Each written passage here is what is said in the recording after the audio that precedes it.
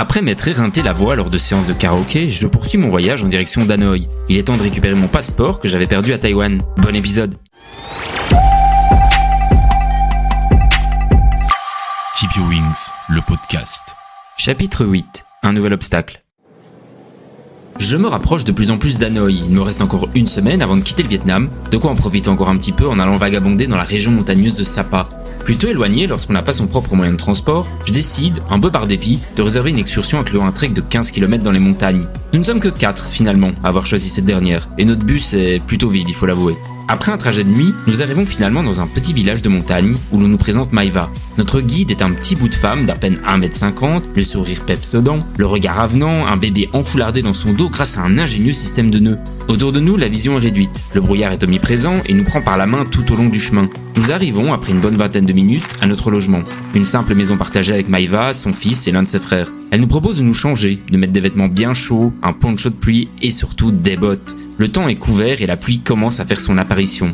Légère, mais suffisante pour créer des flaques gigantesques et faire du sol une patinoire à ciel ouvert. Peu après nous être changés, nous entamons le trek de 15 km. Nous allons faire une boucle dans les montagnes avec des paysages tous plus sublimes les uns que les autres. Des rizières à perte de vue, des cours d'eau vigoureux prêts à tout moment à déborder, des cochons et des buffles s'agitant dans leur étable de fortune. Au cours du trajet, des femmes issues de divers villages que nous traversions se sont jointes à nous. Il était assez drôle de voir à quel point nous éprouvions des difficultés, surtout lors des passages boueux, alors que ces femmes avaient des charges sur le dos ainsi que le bébé de Maïva qu'elle refilait à ses copines lorsqu'elle était épuisée. Les femmes nous aidaient lors des moments plus délicats. Bien entendu, au-delà de la sympathie, il y avait bien entendu un geste commercial qui était derrière. Accepter l'aide de l'une d'elles, vous engager dans une transaction commerciale qui finirait sa gestation à la fin du trek. Des portefeuilles, des sacs à main, des trousses de toilette qu'elle vendait au prix fort. Au final, ces 15 km feront partie de mes meilleurs souvenirs du Vietnam. Après avoir passé 3 jours exceptionnels, je prends le bus en direction d'Hanoï. Il est temps pour moi d'aller chercher mon passeport et de clore une fois pour toutes cet épineux problème. Le lendemain, j'arrive à l'ambassade de Belgique qui me présente afin de récupérer le précieux Graal. Les formalités sont rapides, la personne derrière le comptoir sait qui je suis. Elle me demande de signer un document et de lui remettre mon passeport temporaire en échange de celui que j'avais perdu. J'exulte, je n'y croyais plus. Retrouver enfin mon passeport après presque un mois, le sentiment est très très fort. Je n'ai plus besoin de rentrer après 6 mois, je peux donc continuer à voyager. L'agent de l'ambassade s'empare d'une paire de ciseaux et coupe les extrémités de mon passeport temporaire, le rendant invalide. Voilà, tout est en ordre. Me sourit-elle. Soudain, je me crispe, car je viens de me rappeler quelque chose. Excusez-moi, mais mon visa pour le Vietnam, il était dans mon passeport temporaire. Oh, S'exclama la femme gênée. je n'avais pas pensé à cela. Oui, moi non plus, mais... qu'en est-il alors ? Disons que vous êtes illégal sur le territoire, donc il va falloir régler ça avec l'administration vietnamienne. Pardon ? Et qu'est-ce que je suis censé faire ? Y a pas moyen de conserver les deux ? Vous allez être bien obligé car j'ai coupé les bords de votre passeport temporaire, cela lui enlève sa valeur. Je vais vous donner l'adresse de l'administration et vous pouvez leur demander de transférer votre visa dans votre ancien passeport. Tout simplement. La questionnai-je alors qu'elle venait de commettre une énorme boulette. Oui, encore une fois désolé, je n'y ai plus pensé. Se reprend-elle. Ouais, j'aurais dû y penser aussi, commentai-je. Enfin, tant pis, maintenant je demande à l'administration de régler ça. Normalement, ça ne devrait pas être trop compliqué. Mais ferme bien ta gueule, toi, pensais-je. Ok, merci, bonne journée. Conclut-je en agrippant sèchement le papier qu'elle me tend. Je suis dehors, complètement désemparé, dans le chaos sonore d'Hanoï, parmi la foule en mouvement, en train de guetter un Gojek, équivalent d'Uber dans pas mal de pays asiatiques. Il est possible de réserver une voiture ou un scooter, ce qui s'avère le plus simple pour se déplacer au Vietnam, en particulier dans les grandes villes. J'arrive à interpeller un chauffeur et grimpe à l'arrière du 2 roues. Nous filons parmi les charrettes, tuk-tuk, motos, voitures et piétons qui déboulent de toutes parts. C'est bien simple, au Vietnam, il faut oublier la peur du trafic. Il faut tout simplement traverser avec confiance, mettre sa main devant pour indiquer que l'on passe, ne surtout pas courir ou changer son rythme de croisière lorsque l'on conduit.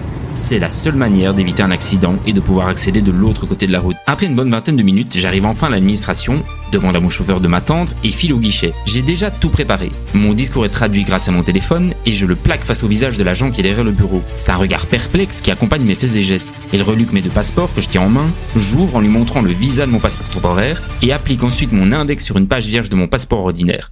Un vrai labyrinthe mental pour mon interlocuteur qui finit par me donner un papier avec le numéro d'un étage et d'un bureau, ainsi que le nom de la personne en charge. Je prends l'ascenseur et me rends au 4e étage en quête de quelqu'un qui peut m'aider. Je finis par trouver la location du bureau, toque timidement et rentre dans la pièce.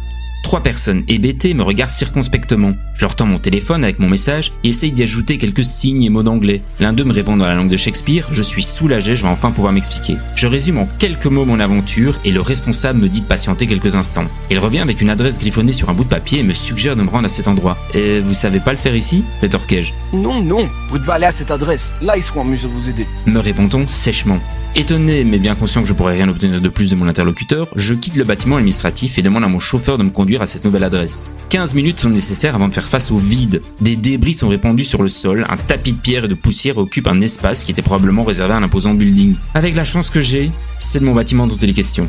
Rebelote, je me rends à un nouvel endroit en espérant, une fois encore, trouver une oreille qui pourra entendre ma plainte. Je crois rêver. La nouvelle administration me renvoie à une autre adresse. Il m'assure que l'endroit n'est pas détruit. Oh, bah super, je suis plus une connerie près. Surprise, l'adresse que l'on m'a indiquée est une agence de voyage. Je suis stupéfait et reste donc sur mes gardes. J'explique ma situation et demande s'il est possible de transférer un visa encore valide de mon passeport temporaire à mon passeport ordinaire. Rien que de le dire, j'ai envie de me tuer. La demande a de quoi faire sourire et surprendre. Il est vrai que je ne connais pas d'autres personnes qui ont été dans le cas. Mes recherches sur internet sont vides de résultats et d'alternatives convaincantes. Les personnes travaillant à l'agence me répondent du tac au tac. Nous ne sommes pas en mesure de transférer votre visa. Ce n'est pas de notre ressort de faire ça. Nous n'avons pas ce pouvoir malheureusement.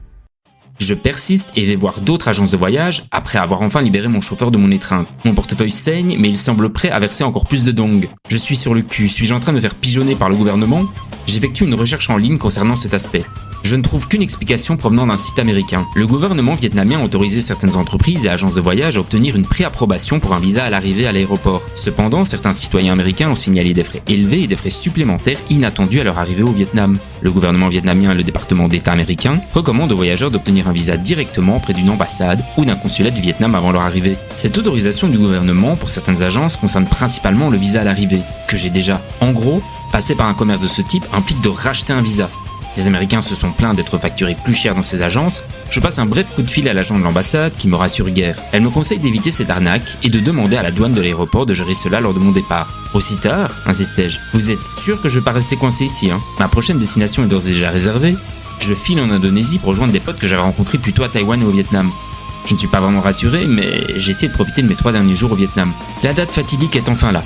Je me rends à l'aéroport avec plusieurs heures d'avance, temps d'expliquer mon problème, muni d'une lettre officielle de l'ambassade. Oui, j'ai pris les devants tout de même. Les douaniers emportent mon passeport et me demandent j'ai combien de temps devant moi. Je leur réponds 3 heures, mais leur mot m'inquiète. On va faire du mieux possible, mais évidemment, il y a des frais. Me précise-t-on avec un sourire plutôt narquois. Je comprends amèrement que je n'échapperai pas à l'arnaque. 40 €, soit le prix d'un nouveau visa. J'aurais payé une deuxième fois mon visa uniquement pour sortir du territoire alors que la faute était imputée à l'agent de l'ambassade. Au final, je n'aurais récupéré mon passeport que 30 minutes avant le décollage, une course contre la montre intense afin de ne pas rater mon avion. Une fois à l'intérieur de l'appareil, je lâche un énorme soupir de soulagement. Le Vietnam n'aura pas été de tout repos, mais il me tarde de voir la suite. Un pays incroyablement complexe avec des moments en dents de scie, de la corruption, mais en même temps une population accueillante dans les régions moins touristiques avec une véritable envie de communiquer et de découvrir l'autre. Et c'est particulièrement ce contact avec les habitants qui va me manquer. Direction maintenant l'Indonésie, Java, à nous deux.